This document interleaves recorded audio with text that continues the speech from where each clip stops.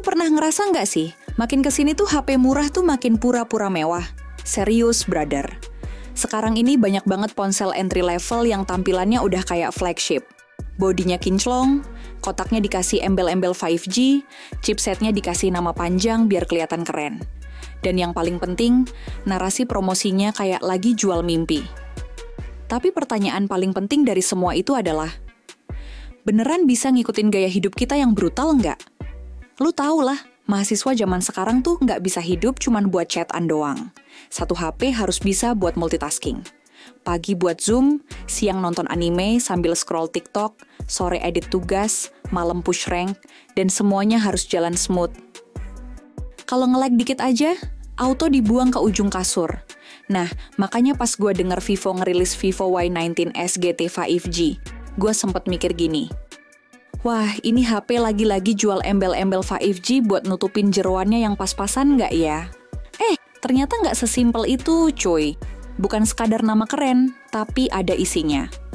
Vivo klaim bahwa Y90s GT 5G ini adalah HP yang dirancang khusus buat Gen Z yang katanya nggak suka jeda, selalu ekspresif, dan harus serba cepat. Ya, standar marketing Gen Z banget sih. Tapi yang bikin menarik, Y19s GT 5G ini ditenagai chipset MediaTek Dimensity 6300 yang udah dibangun pakai fabrikasi 6 nanometer. Dan buat yang peduli angka, skor Antutunya tembus 434.000 poin, bro. Itu bukan angka main-main buat HP harga murah. Artinya, lu bisa dapetin performa yang kenceng, stabil, dan nggak gampang kepanasan, bahkan pas multitasking. Multitasking 25 aplikasi? Gila nggak tuh? Vivo juga sesumbar nih. Katanya bisa buka 25 aplikasi aktif sekaligus, tanpa ada drama lag atau force close. Gue sempat ngira itu cuma gimmick. Tapi setelah gue coba, surprisingly itu bukan bualan iklan semata. Dengan RAM bawaan 8GB, plus fitur extended RAM sebesar 8GB lagi, lu dapet total RAM 16GB secara sistem. Buat ukuran HP di kelas entry level, itu udah masuk kategori overkill tapi menyenangkan. Dan buat mahasiswa yang kerjaannya buka Google Drive, Canva, Spotify, dan YouTube sambil scroll TikTok, ini adalah kabar baik. Lu nggak perlu nunggu loading layar hitam yang ngeselin itu. Kamera 50 megapiksel, OOTD, tugas, sampai candid nongkrong. Oke, kita bahas kamera. HP ini dibekali kamera utama 50 megapiksel, dan dari segi hasil, surprisingly, dia nggak malu-maluin. Gambar yang ditangkap detailnya dapet, warna oke, dan yang paling penting, bisa bikin foto OOTD di bawah lampu kosan jadi kelihatan kayak photoshoot majalah. Lu bisa capture tugas, selfie bareng temen kampus, atau candid waktu nongkrong. Kalau ada mantan lewat pas lagi ngopi, tinggal jepret dan zoom buat bahan investigasi. Baterai gede, tapi badan tetap langsing. Nah, ini menarik. Baterainya 5.500 mAh.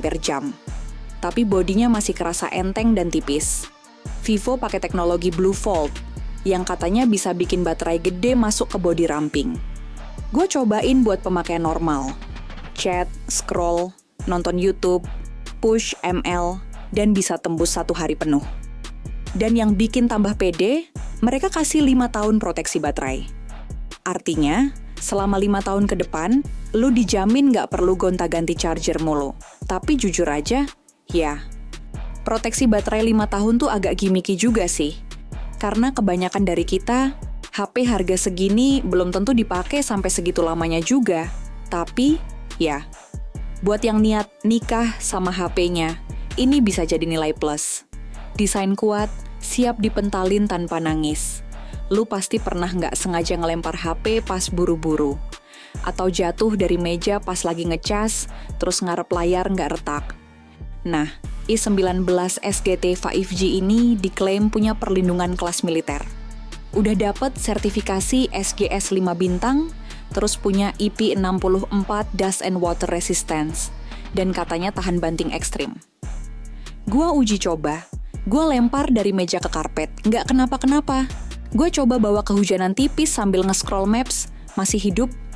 Tapi jangan sampai beneran dilempar ke tembok. Ya, ini bukan Nokia zaman dulu. Flat frame 2,5D. Nyaman di tangan, cakep di mata. Ketebalan cuma 8,19 mm. Terus body flat frame-nya juga enak banget buat digenggam lama-lama. Buat lo yang kerja di HP lebih dari 6 jam sehari, yang mana kita semua begitu, desain ergonomis ini penting banget. Vivo emang ngerti kalau HP zaman sekarang bukan cuma alat komunikasi, tapi juga semacam perpanjangan tangan buat gaya hidup. HP ini tuh bukan cuma alat, tapi bagian dari identitas dan untungnya desainnya nggak norak. Kesimpulan sementara, lebih dari cukup buat Gen Z. Jadi, apakah Vivo V70 S GT 5G ini layak buat mahasiswa, gamer kasual, atau konten kreator muda? Jawabannya, asal lo bukan pengguna yang terlalu demanding secara ekstrim. Dengan performa kenceng, konektivitas 5G, baterai awet, dan desain yang cakep, ini HP yang bisa jadi partner lo buat liburan semester ini.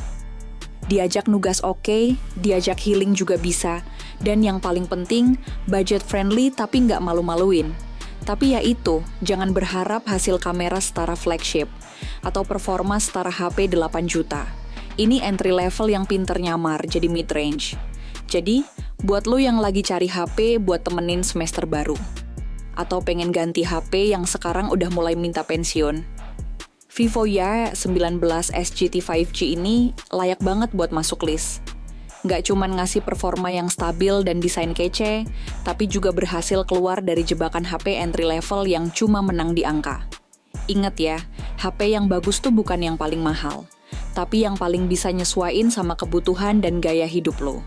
Karena, apa gunanya 5G kenceng, kalau sinyalnya cuma buat nunggu dia yang udah nggak pernah balas chat?